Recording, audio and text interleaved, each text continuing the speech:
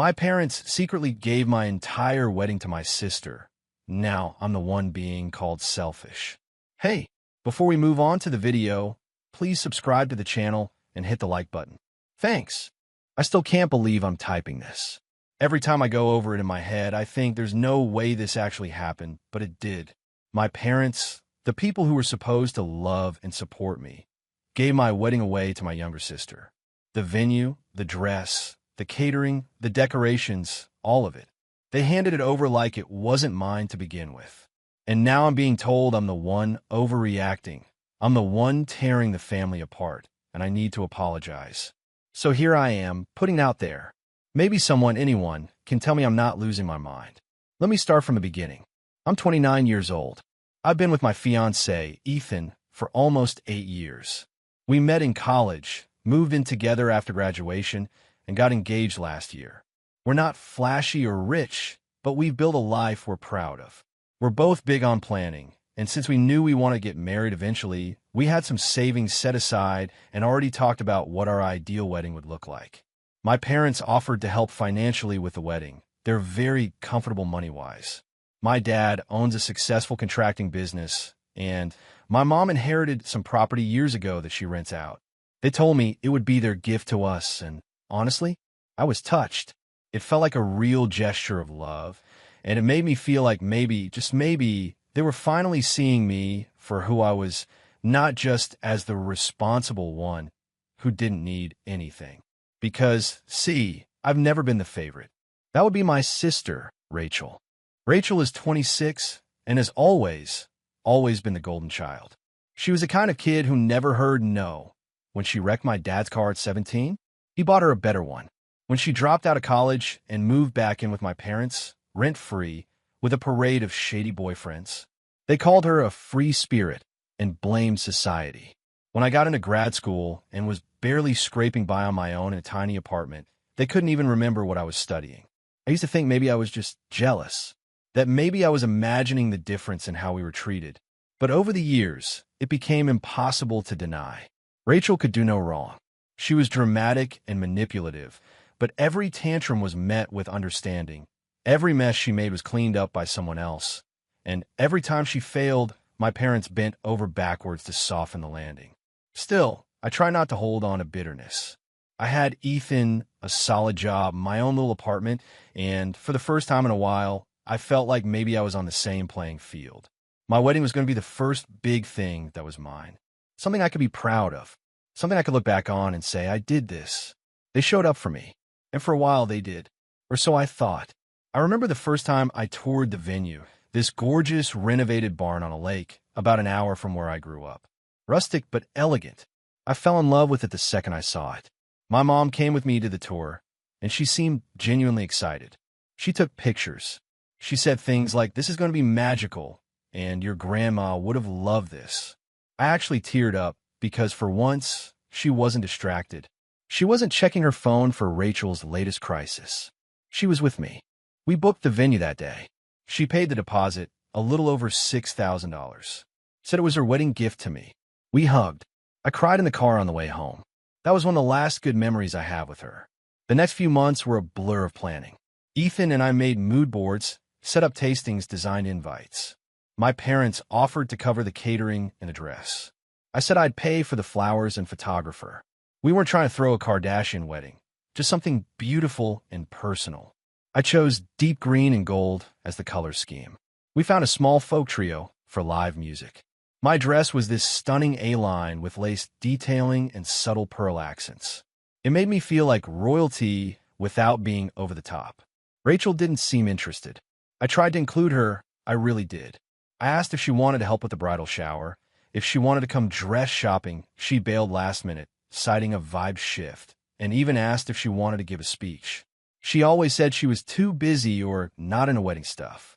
One time she said, "It's kind of gross how much people obsess over one day." I brushed it off. She was always like that, dismissive when she wasn't the center of attention. What I didn't realize is that she was paying attention, just not in the way I thought. And looking back, there were signs.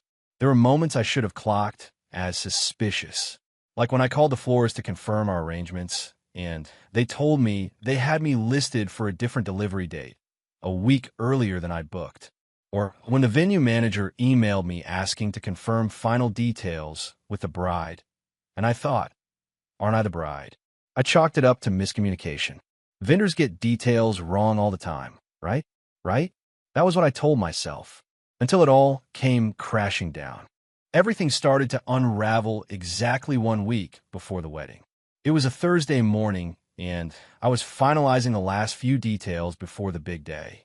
I had the day off work and had made a checklist for myself, confirming with the DJ, touching base with the caterer, going over seating arrangements, etc. It was supposed to be exciting. Stressful, sure, but in that happy, pre-wedding way people always talk about. Instead, it was the day my life flipped sideways. The first red flag came from the venue coordinator. I called her to go over guest arrival times and confirm the setup plan for the ceremony arch and reception tables. She paused on the phone and said, I have Rachel listed as the primary contact for those details. I blinked. Rachel? Yes, she said casually. Rachel, last name. She confirmed the new head count and finalized the menu on Tuesday. There was silence on my end for probably 5 full seconds. I think there's a mistake, I finally said.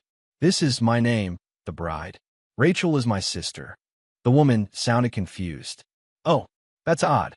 She said she was the bride. It was like ice poured through my chest. I'll be right there, I said and hung up before I could hear anything else. I drove straight to the venue. I didn't even tell Ethan I was going. I didn't know what I'd find. I just knew something was very, very wrong. My stomach was in knots. It was like that creeping dread you get when something terrible is happening, but it hasn't fully hit you yet. Like the split second between a car swerving in your direction and the impact. When I arrived, I asked to speak to the manager in person. She brought out a folder, the wedding folder, filled with updated contracts, menus, seating charts. But it wasn't my name on the updated paperwork. It was Rachel's. Everywhere, as the bride. My fiancé's name was gone, replaced by Matt, her boyfriend of 6 months. The catering menu was changed. The floral arrangements had been altered. The date was the same, next Saturday, and the guest list was nearly identical. Except my name wasn't on it. I sat down hard in the lobby of that venue, shaking. I asked the coordinator, trying to keep my voice steady. When was this change made? She checked her notes. Last week. Rachel said there had been a sudden change of plans and that the bride, you, had agreed to let her use the date instead. We were a little surprised, but she seemed confident it had been worked out within the family. I couldn't even respond. My throat felt like it was closing.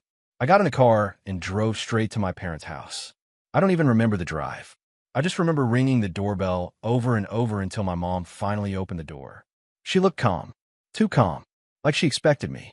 I didn't even get a full sentence out before I heard my sister's voice from the living room. Oh my God, are you seriously freaking out right now?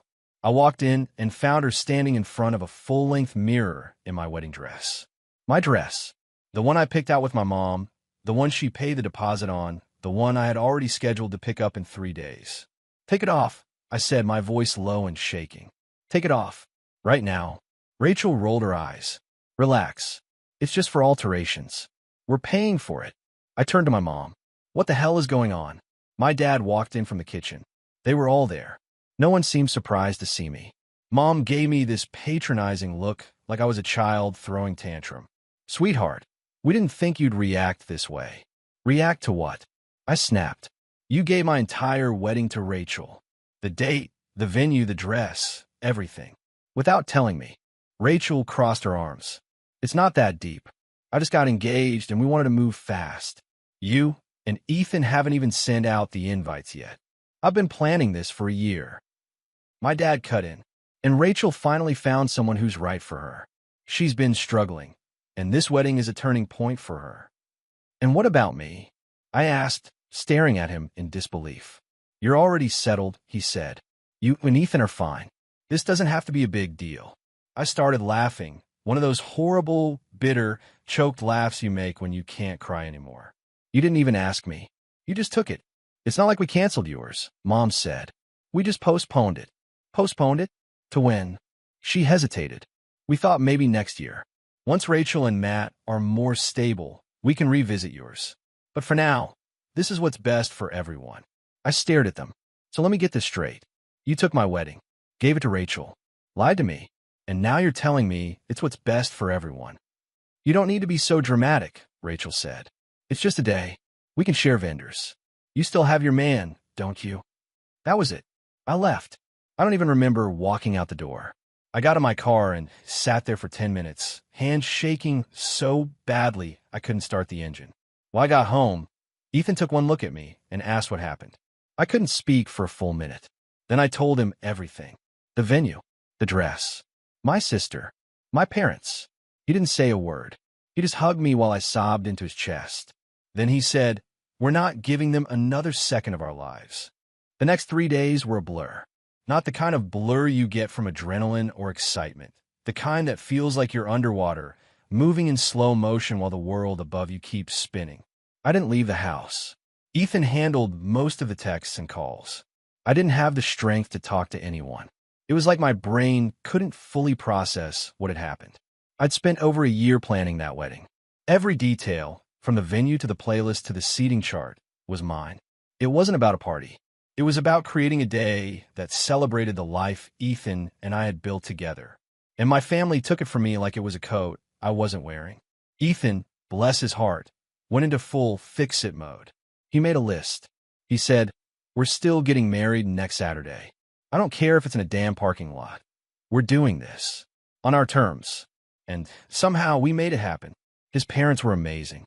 They offered their backyard, which honestly looked beautiful once his cousins helped string up some lights. One of Ethan's friends had a connection to a local bakery who squeezed us in for a simple cake. Our florist, the original one I'd booked, felt so bad when she heard the story that she offered to redo the bouquet order herself at cost. I wore a simple white dress from a vintage shop that I found 2 days before the ceremony. It wasn't a dream dress, but when I looked in the mirror, I didn't see disappointment. I saw someone who refused to be erased. We invited a smaller group, just close friends, Ethan's side of the family, and a couple of coworkers who knew the situation. We didn't bother sending formal invitations. I wrote a short post on my private Facebook page saying the location had changed and that those who truly wanted to celebrate with us would know how to find us. I didn't even tell my parents or Rachel. Not that they reached out. The morning of the wedding, I woke up and braced myself for some kind of text, call, message, anything. But there was nothing. It was like I didn't exist. Ethan and I got married in the soft glow of sunset, standing under a handmade arch built by his uncle. I walked down the aisle to an instrumental version of the song we danced on our first date. I cried. He cried. Everyone cried. It was raw, imperfect, and absolutely real. The only moment that broke the spell was later that night, after we'd said our vows and had our first dance, when one of Ethan's friends showed me something on his phone. Rachel had posted a photo dump on Instagram. Can't believe I got my dream wedding in under a month. When it's right ring, 2 hearts, hashtag, blessed, hashtag, wife vibes, hashtag, forever. There she was, wearing my dress, standing in my venue, posing under my floral arch with Matt, who, in the most surreal twist, had no idea about the drama. Apparently, Rachel told him her parents had pulled strings to get them a great last-minute spot after cancellation. There was even a photo of my parents grinning ear to ear. My mom had the nerve to wear the same dress she bought for my wedding day. I didn't cry. I didn't scream. I just stared at the screen for a while before handing the phone back and walking inside. That was the moment I knew I was done. 2 days later, I got a text from my mom. "We heard you went through with your own wedding. We're disappointed you didn't include the family. This division has gotten completely out of hand. We hope, in time, you'll find it in your heart to apologize for how you've handled all this. Rachel is very hurt. We were only trying to do what's best for everyone." That was the last straw. I responded once, not even with anger, just clarity. "You took everything from me and gave it to someone who never earned it. You didn't ask, you didn't warn me, and you sure as hell didn't care. I want to apologize for protecting myself from people who clearly don't see me as family. Consider this goodbye. Block them all. Every number. Every social. I even changed my email. It's been 3 months now. Ethan and I are living in a new apartment. We used the money we saved from the wedding madness for a honeymoon road trip across the Pacific Northwest. It's not the life I thought I'd have. It's better. Sometimes I still lie awake wondering how they justified it in their minds, how they convinced themselves that stealing something so deeply personal was somehow noble, that robbing one daughter to prop up another was doing what's best for the family. But most nights I sleep soundly, because I know I'm no longer waiting for approval from people who never really saw me to begin with. They gave my wedding away, and in return, I gave them exactly what they deserved. Nothing. Thanks for watching. If you enjoyed the video, please subscribe to the channel and hit the like button.